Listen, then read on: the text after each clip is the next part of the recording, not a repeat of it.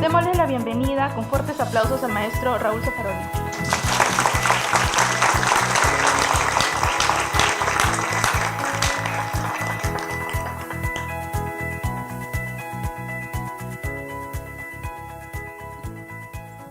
Queridas amigas, amigos, ante todo muchísimas gracias. Muchísimas gracias por la oportunidad de volver a estar en Perú. Muchísimas gracias por sentir esta recepción y este afecto que de alguna manera implica un abrazo sanmartiniano y bolivariano. Gracias por permitirme compartir esta mesa con queridos amigos y gracias por todo lo que dijeron. Yo sé que soy un impresentable, no se preocupen.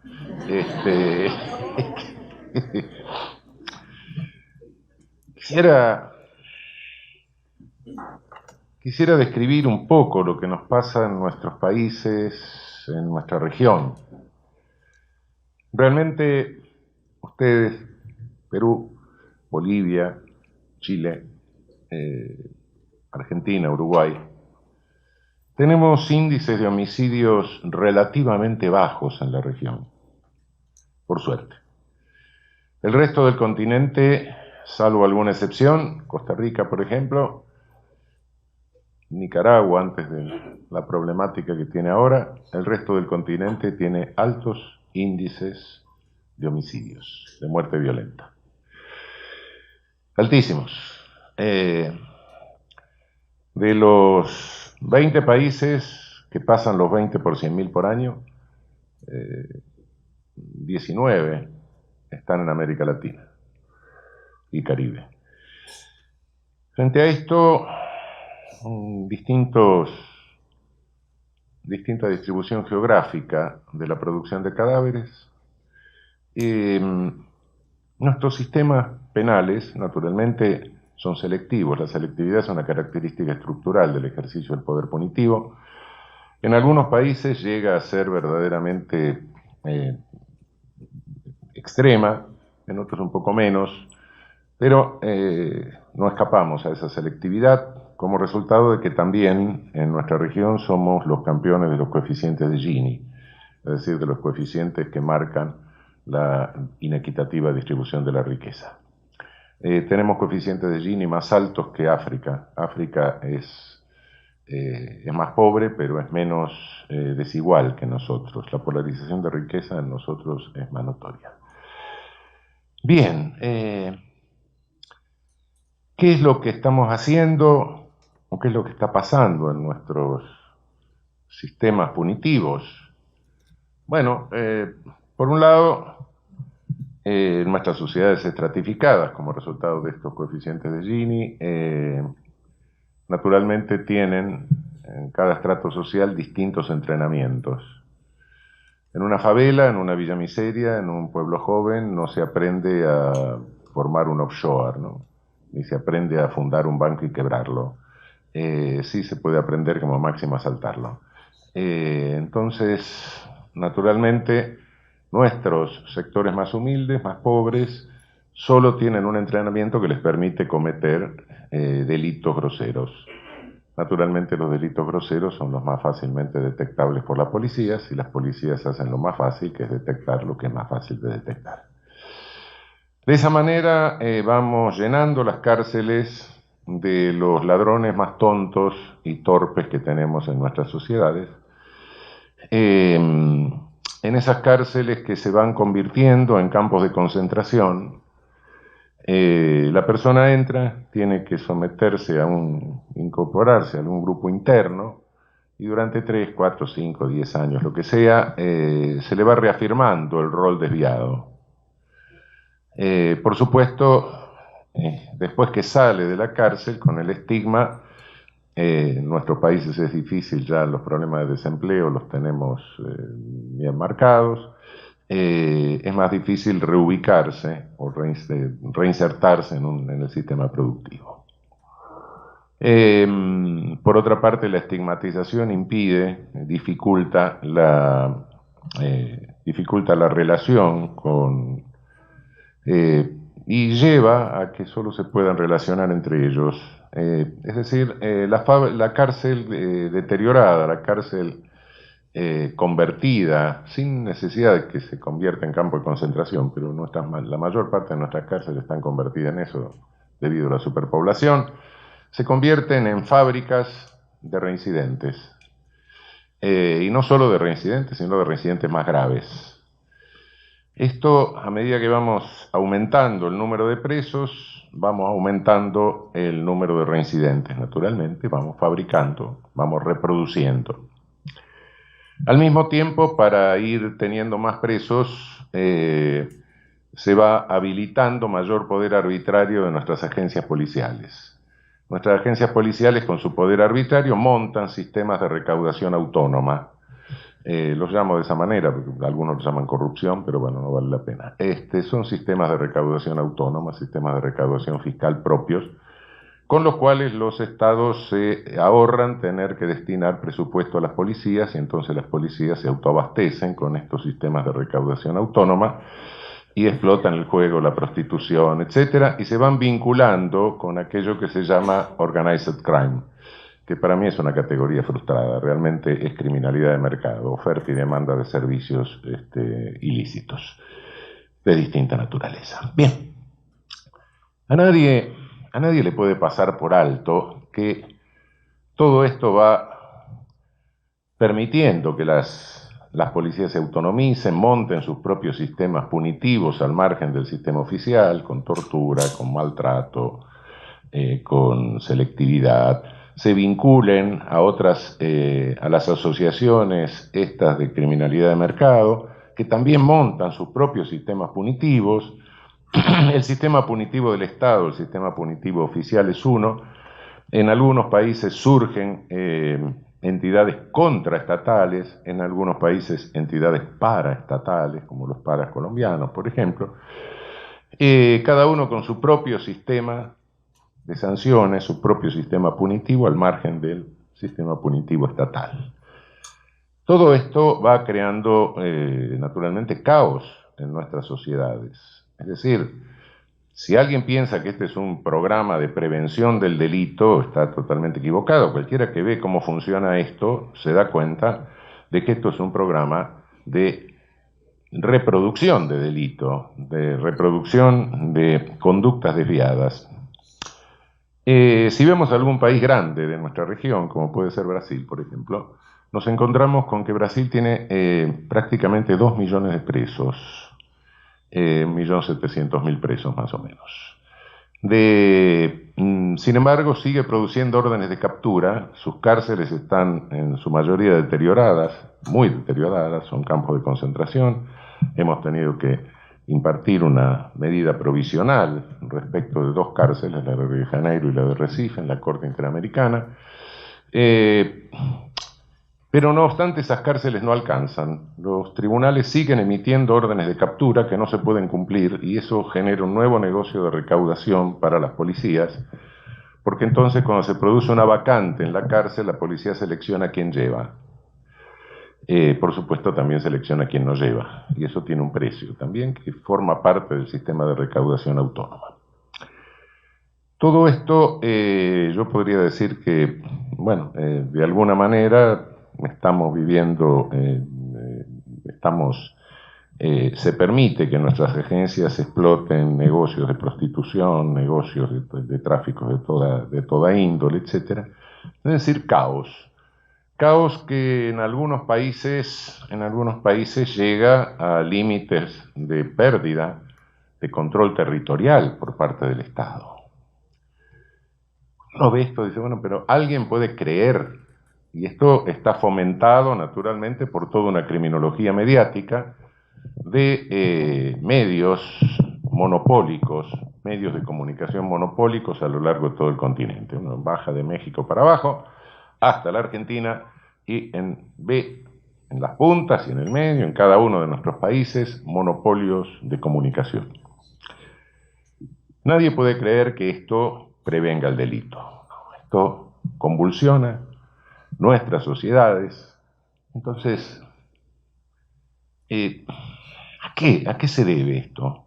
¿Es un accidente? No, no es ningún accidente. Esta irracionalidad, esta reproducción de delito, esta caotización de nuestras sociedades responde a un programa de debilitamiento de nuestros estados. No nos llamemos engaño.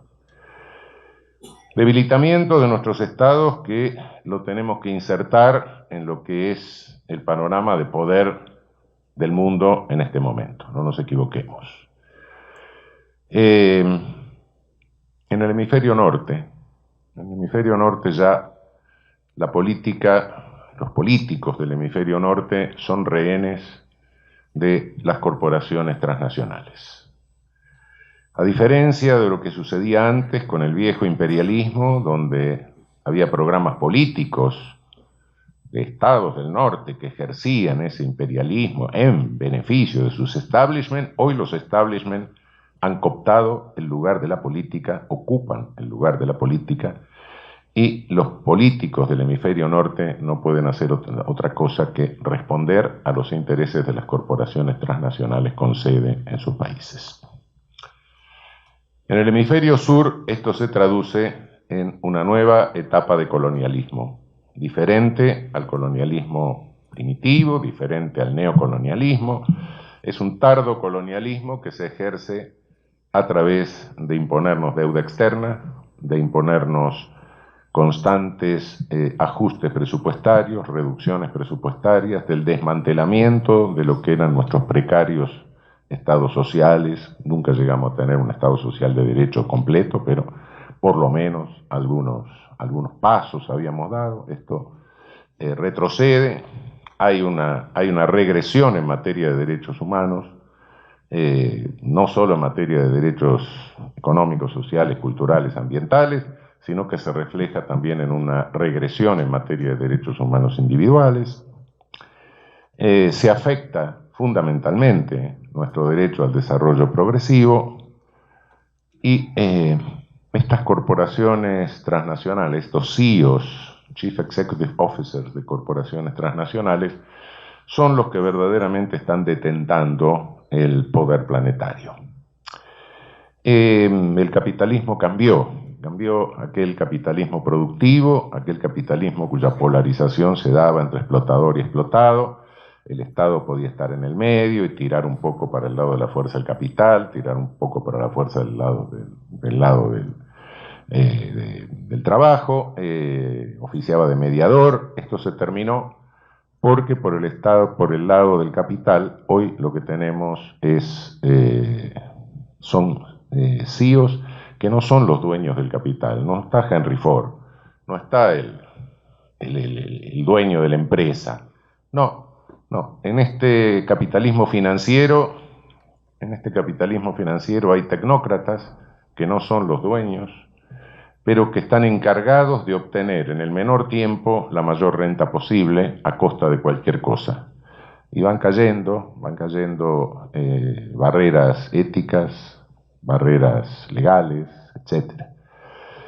Es decir, si hay que hablar de una criminalidad organizada, yo diría que la criminalidad organizada está hoy en el capitalismo financiero. Y no lo digo metafóricamente, lo podemos decir Código Penal en la mano. Crisis del 2008.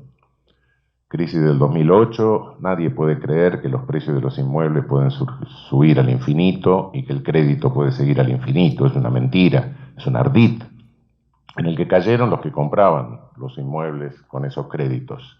Es decir, es una macroestafa que ha determinado una crisis planetaria prácticamente. Estafa. Mi país, y lo pongo como ejemplo, el actual régimen de mi país asume en 2015 con 60.000 millones de dólares de deuda externa. En 3 años, menos de 4 años, hemos llegado a 300.000 millones de dólares de deuda externa. Quintuplicó la deuda. Esto, si yo fuese el administrador de los bienes de un huérfano, el administrador judicial hiciese esto, me meten preso por administración fraudulenta. Explotación de trabajo a distancia. La tecnología permite hoy que se trabaje en lugares donde los salarios son más bajos, hasta que llegue un punto en que se paga $1 por día o menos. Esto es explotación de trabajo esclavo. Esto también es otro delito. Toda la renta, toda esta lucha contra la criminalidad organizada, etcétera, que tenemos, que llevamos a cabo, se hacen congresos en todos lados contra el organized crime y todas estas cosas, sí, pero la renta ilícita de toda la criminalidad organizada, ¿a dónde va a parar? Se recicla en refugios fiscales, que algunos llaman paraísos fiscales porque traducen mal el inglés, se confunden, hidden con heaven. Pero bueno, ¿qué es esto? Esto no es más que código penal en la mano, encubrimiento por receptación. Sí.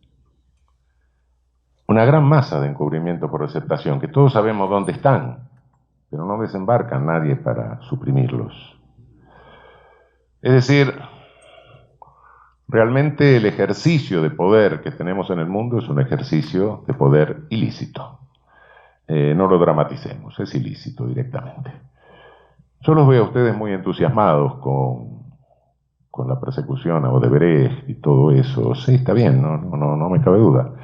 Pero observen que Odebrecht es brasileña. Y las otras corporaciones transnacionales. No solo se persigue políticos en nuestra región, sino que, cuidado, se persigue en nuestras burguesías nacionales, se persigue en nuestro capital productivo nacional, que ya sé, no son San Francisco de Asís, ni son Santa Isabel de Hungría, no, ya lo sabemos. Pero es lo único que hay, y es lo único que tenemos. Y cuando se procesa a uno o dos miembros del directorio de alguna empresa latinoamericana que cotiza en New York, eso baja el precio de las acciones y permite comprar la empresa a precio vil. Y cuidado, que cuando desaparece nuestra burguesía nacional, nuestro capitalismo nacional, no viene el socialismo, muchachos. No, vienen las corporaciones transnacionales. Es decir, estamos sufriendo las consecuencias de un tardo colonialismo que se vale de monopolios mediáticos, que no están al servicio de las corporaciones transnacionales. No. Son corporaciones transnacionales, directamente. ¿Qué es lo más sencillo para dominar un país? Tenerlo cautizado. ¿Qué hacen nuestros sistemas penales en este momento? Cautizan nuestras sociedades. ¿Qué pasa en los países con alto índice de homicidio? Lo normalizan. A mí me resulta realmente indignante cuando escucho el discurso de normalización del homicidio en México. Pero indignante, es un discurso racista. He escuchado por televisión, es decir, algún imbécil, adelante de la cámara, esto que nos sucede es porque los mexicanos somos violentos. Fíjese nuestra historia, los aztecas que sacrificaban. Los aztecas mataban a los prisioneros como lo hacían los españoles, no de otra manera. Fíjense que nuestra historia está llena de sangre. ¿Cómo va a estar llena de sangre si le robaron 2/3 del territorio? Cuidado. Este es un comentario racista propio del grupo de los científicos de la época del Porfiriato. Y así más o menos normalizan, con este y otros argumentos, normalizan la violencia, la muerte violenta donde es alta. Donde la tenemos baja, el homicidio de la semana hay que pasarlo 10 veces, así tenemos 10 homicidios. Y si no tenemos el de la semana, pasamos el de la semana anterior. Y si tiene un componente sexual medio morboso, mejor. Y entonces hay que reformar el Código Penal, claro. Y nuestros políticos que quieren votos, ¿qué hacen? Temen ser linchados por los medios monopólicos, y entonces hacen leyes penales, fabrican leyes penales, linchan jueces, esos políticos, se suman a los medios de comunicación monopólicos para linchar públicamente jueces, amenazan jueces. Es decir, si no entendemos que este es el panorama, si no entendemos que detrás de esto hay un programa de dominación fundamentalmente económico, no entendemos nada, ni entendemos lo que nos está pasando, y la aberración de tener un sistema penal que dice que quiere prevenir el delito, pero en realidad lo que está haciendo es multiplicar la violencia en nuestras sociedades y multiplicar el número de delincuentes. Les decía el ejemplo de Brasil. Sí, 1.700.000 presos. No sé cuántos procesados habrá en Brasil sin que estén en prisión preventiva. Supongo que unos 2 millones más. Sí, normalmente la experiencia muestra que en un juzgado tenemos más gente procesada suelta que en prisión preventiva. Sí, 3 millones y algo de personas vinculadas al sistema penal en 200 millones de habitantes. Supongamos que esas personas tengan cada uno 4 o 5 personas que estén en una relación más o menos íntima, constante, marido, mujer, hijos, hermanos, padres. Son 10, 12 millones de personas que están acostumbrándose a la cosa penal, a ir al juzgado, a llevar comida a la cárcel, a ver al abogado. Es decir, que se banaliza la cuestión penal en un 10% de la población, más o menos como ir al hospital, ir al servicio de asistencia, a la sala de guardia. Esto es evidentemente reproductor y esto genera, sí, un problema de seguridad nacional en serio, no de la seguridad nacional de la doctrina colonialista, sino un problema de nuestra seguridad nacional, entendida como seguridad de la vida de nuestros habitantes, de nuestros conciudadanos. Esto no es un reduccionismo economicista, es mirar lo que pasa, es mirar cómo se maneja el poder en el mundo. Cuidado que esto no es marxismo, no me vengan con eso, no me vengan con el planteo macartista. No soy marxista, no soy marxista ni podría serlo. El marxismo es una ideología eurocentrista. Y realmente, si dijo algunas cosas ciertas, y por cierto, en definitiva, Marx y Engels menos nunca entendieron el colonialismo. De ahí las barbaridades que dijeron respecto de nuestros libertadores. Pero una cosa es rechazar una de las versiones de la interpretación de la dimensión económica de los fenómenos sociales, otra cosa es negar la dimensión económica de los fenómenos sociales. Si negamos la dimensión económica de los fenómenos sociales, somos idiotas directamente. No nos damos cuenta de lo que está pasando. Y realmente, sí, estamos viviendo un fenómeno de tardo colonialismo y esta reproducción de violencia que tenemos en nuestros países, en nuestro territorio, es resultado de un programa claro de sometimiento. Cuanto más caotizadas estén nuestras sociedades, más fácil va a ser reducirnos al programa que tiene este totalitarismo financiero. Es un programa de sociedad 30-70, 30% incluido, 70% excluido. Es un programa en que el 70% tiene que aceptar esto. ¿Y por qué lo acepta? ¿Cómo se maneja esto? Es muy fácil, es muy fácil. El método es sencillo. Algunos colegas creen que, bueno, están en el siglo pasado todavía, y creen que se va a rodear a la Villa Miseria y a las favelas con tanques de guerra. No, ese método ya no funciona. Otros creen que la van a ocupar con los cosacos del zar. No, ya no hay cosaco ni zar. Otros piensan que van a tomar el Palacio de Invierno. No, tampoco hay Palacio de Invierno, no se preocupen. Realmente la técnica hoy es mucho más perversa. No solo es selectivo el sistema penal en cuanto a criminalización, es selectivo también en cuanto a victimización.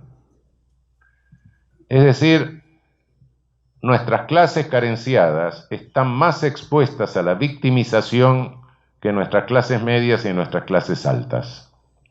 Por ende, sufren más la victimización.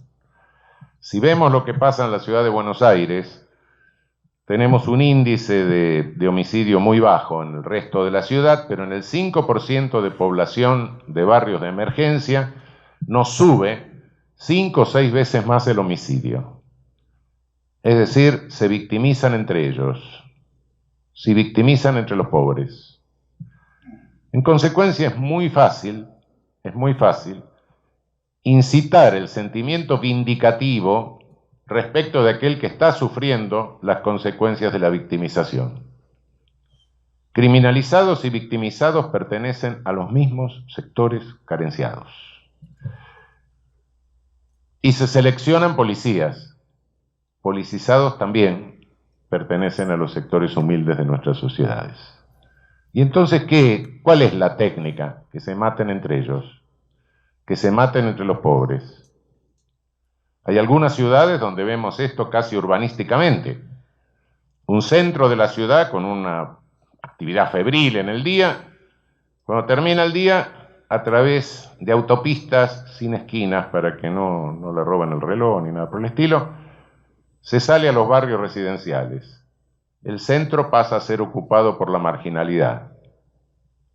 A la mañana la marginalidad se retira y vuelven los otros desde los barrios marginales. Hay alguna ciudad importante de nuestro continente que tiene esta distribución urbana. De vez en cuando los que van por la autopista le tiran un hueso a los mutantes que están abajo. Esta es la realidad de nuestras sociedades. Que se maten entre los pobres, cuanto más se incentive la conflictividad entre ellos, más van a estar entretenidos en matarse, menos van a poder dialogar, menos van a poder coaligarse y menos van a poder tener conciencia de la situación en que se encuentran y menos van a tener posibilidad de tener un protagonismo político coherente. Lamentablemente, esto es lo que explica este fenómeno, este absurdo que estamos viviendo de sistemas penales que se vuelven punitivistas, pero que en definitiva, en lugar de prevenir el delito, lo que están haciendo es promocionando, agravando todas las situaciones sociales y difundiendo delito y caos en nuestras sociedades, que de esa manera debilitan los estados y los hacen pasto más fácil de este tardo colonialismo. Lo que estamos viviendo no es resultado de un neoliberalismo, no, cuidado. Neoliberalismo es una máscara, es una ideología, en el peor sentido de la palabra, una ideología encubridora, que se autodenomina neoliberalismo. De liberalismo no tiene nada. Y de neo tampoco, salvo que entendemos neo como cáncer. De otra manera no. Pero ¿qué es lo que hay atrás de esto? Hay un totalitarismo. Hay un totalitarismo financiero, directamente, que opera de una manera en el hemisferio norte y que nos hace pasto de un tardo colonialismo en el hemisferio sur, causándonos el enorme número de muertes que provocan los efectos de la violación a nuestro derecho humano al desarrollo progresivo. Bueno, muchísimas gracias.